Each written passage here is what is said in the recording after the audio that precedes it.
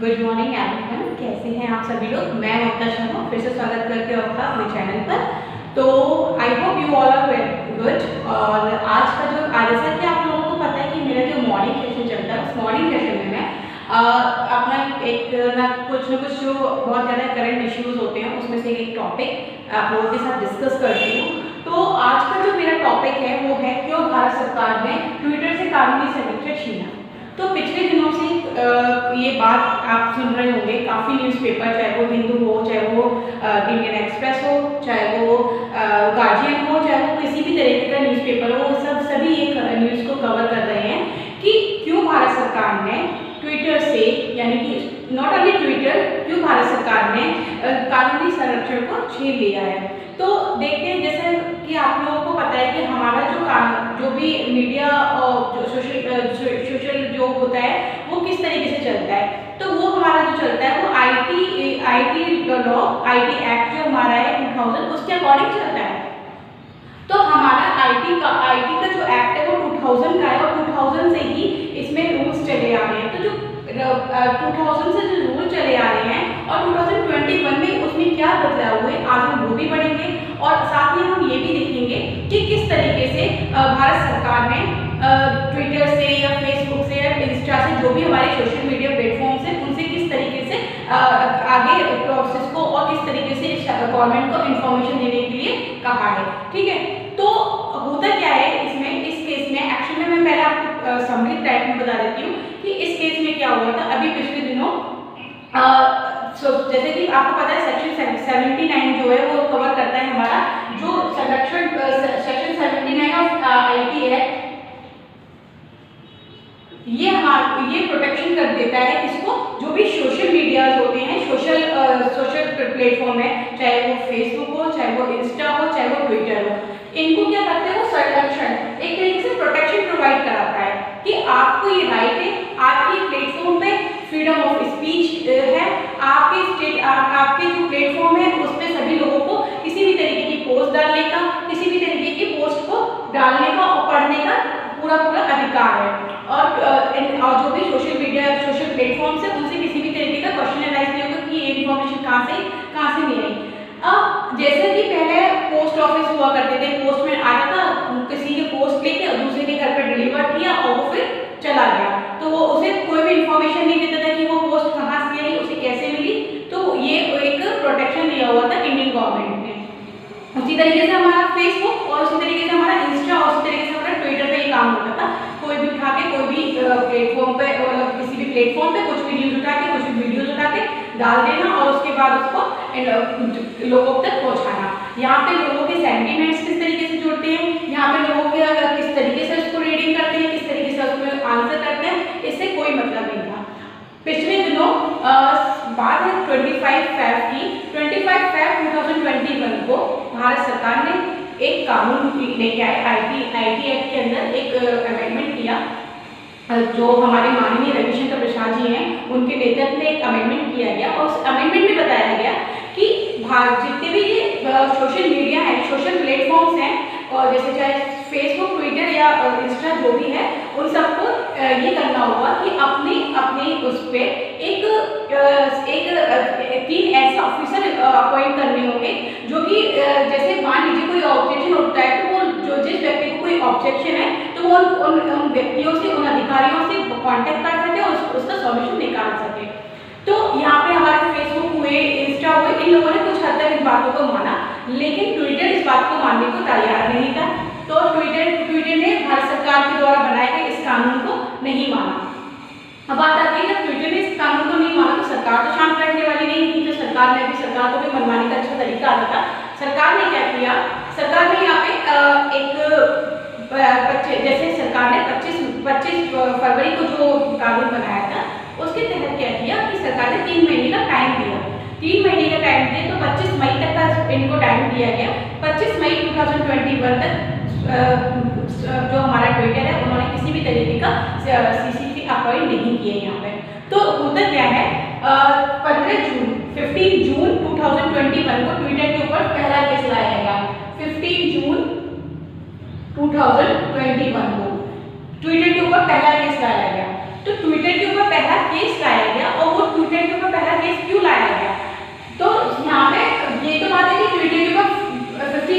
पहला केस लाया गया। एक तो ये है कि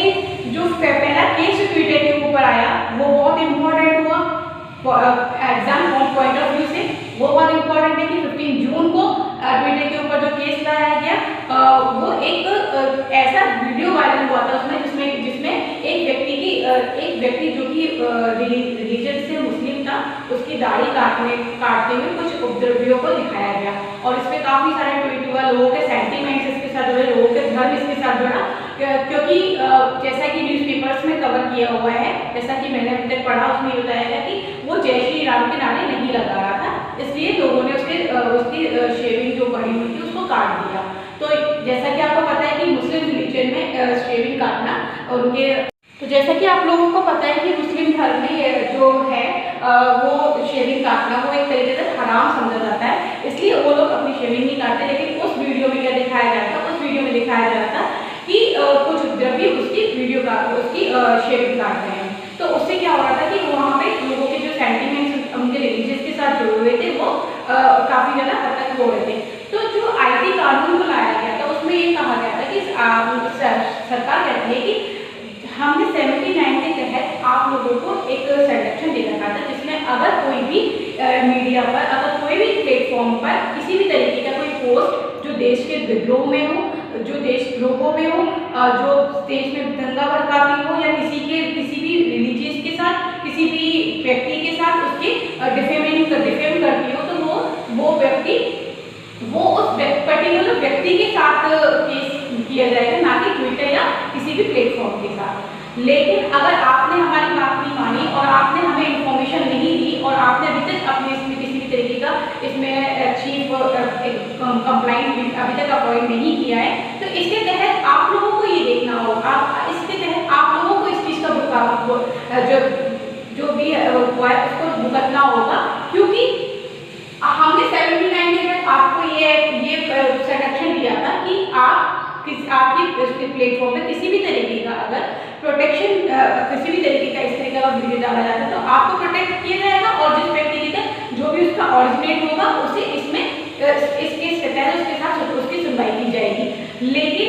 आप उस व्यक्ति को संरक्षण, अब जब आप उस व्यक्ति को संरक्षण दे रहे हैं तो आप इस चीज़ को भुगतो। तो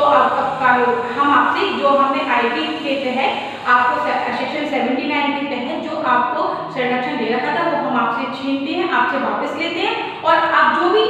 किसी भी तरीके का वीडियो वायरल होता है जो कि देशद्रोह में हो, किसी भी तरीके की कोई ऐसी बात आती है तो इसका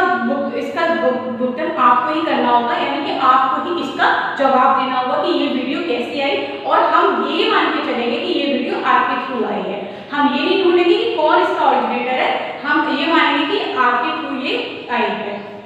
जैसे ये बात भारत सरकार ने रखी उसके बाद 15 जून को एक केस आता है, ठीक है, और शरद नाम के एक व्यक्ति हैं, अब्दुल शरद नाम के व्यक्ति हैं, गाजियाबाद का ये केस है, वहाँ से ये केस आता है और लोगों के द्वारा ट्विटर के अगेंस्ट में एक केस दायर किया जाता है। तो जब ट्विटर के अगेंस्ट में लोगों के द्वारा केस दायर किया गया तो पता चलता है 16 जून को, आप चाहें तो इंडियन एक्सप्रेस में आप पढ़ें कि एक पूरी हेडलाइन दे रखी है विद डेट और टाइमिंग। 16 जून 2021 को ट्विटर ने एक चीफ कंप्लाइंट नियुक्त किया और वहाँ पे एक इंटरिम चीफ कंप्लाइंट वो था कंप्लाइंट, उसे नियुक्त किया गया और उस तरीके से जो भारत सरकार द्वारा देखते तो इसमें ही पता चलता है कि पहला केस दायर होने के बाद ट्विटर ने अपने यहाँ पे एक अपॉइंट किया जिस व्यक्ति के साथ भी कोई कांटेक्ट अगर होता है, किसी के साथ कुछ भी होता है तो इस व्यक्ति से कांटेक्ट कर सकते हैं। तो इस सब के सार से एक चीज़ ये निकल के आई वहाँ पर कि जब तक सरकार,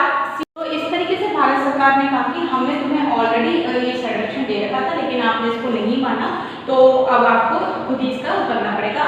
अब ट्विटर के अगेंस्ट जो भी केस होगा वो IPC धारा के तहत,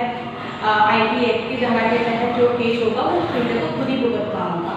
तो जैसे कि आप इसीलिए 15 जून 2021 को पहली FIR दर्ज की गई, श्री गणेश किया गया उसका और इस तरीके से केस आगे चला। ये जो केस था मैंने आपको जैसे बताया कि गाजियाबाद बात का केस था। उसके बाद काफ़ी सारे वीडियोज़ आए, जैसे कांग्रेस पार्टी का वीडियो आया, समाजवादी पार्टी का वीडियो आया, उस पर ट्विटर पे अगर आप देखेंगे तो उस पर जैसे योगी आदित्यनाथ जी जो हमारे सीएम उनके द्वारा राहुल गांधी जी के द्वारा एक दूसरे को कमेंटबाजी में सूट किया गया। तो इन सब का खामियाजा अब किसको भुगतना पड़ेगा? अब ये खुद ट्विटर को भुगतना पड़ेगा। और भारत सरकार ने जो अमेंडमेंट किए थे अब उसको ना मानने का भी ट्विटर के ऊपर जुर्माना लगाया गया है। तो जो ट्विटर जो कि साल में मिलियंस में अर्न करने वाला एक प्लेटफॉर्म था, उसके ऊपर काफ़ी ज़्यादा का जुर्माना लगाया गया, उसके ऊपर पहला केस दर्ज किया गया। तो इस तरीके से हुआ और 16 जून को ट्विटर ने एक इंटरिम चीफ कंप्लाइंट को अपॉइंट किया अपने यहाँ पे, क्योंकि 15 जून 2021 को ट्विटर के ऊपर पहले FIR लॉन्च की गई, पहला केस दर्ज किया गया और ये केस लोगों के द्वारा दर्ज किया गया। और अब ट्विटर को ये खुद ही जवाब देना होगा कि ये वीडियो ऑरिजिन कहाँ से हुआ था, ट्विटर को इसका खामियाजा भुगतना पड़ेगा। तो उसके बाद काफ़ी सारे बयानबाजी आपने खुद देखा होगा ट्विटर पर चल रही थी, जैसे कि हमारे सीएम योगीनाथ जी के द्वारा कमेंटबाजी चल रही थी, ट्वीट किया गया था और राहुल गांधी जी के द्वारा ट्वीट किया गया था। इस तरह की काफ़ी सारी ट्वीट इस पर चल रही थी। ये जो केस था वो था गाजियाबाद का केस, जिसमें गाजियाबाद पुलिस ने भी इस चीज़ को, क्योंकि पुलिस का काम है एविडेंस निकालना और इस चीज़ को पूरी तरीके से एनालाइज करना। तो पुलिस ने जो एनालाइज किया हुआ उसमें पूरा आप पढ़ोगे तो उसमें पूरा एक लेटर पे लिखा हुआ है कि किन किन व्यक्तियों के द्वारा विद नेम वहाँ पे उन्होंने एक्सप्लेन किया है कि किन किन व्यक्तियों के द्वारा किस व्यक्ति के साथ यहाँ पे हाथापाई की गई और किस तरीके से उसके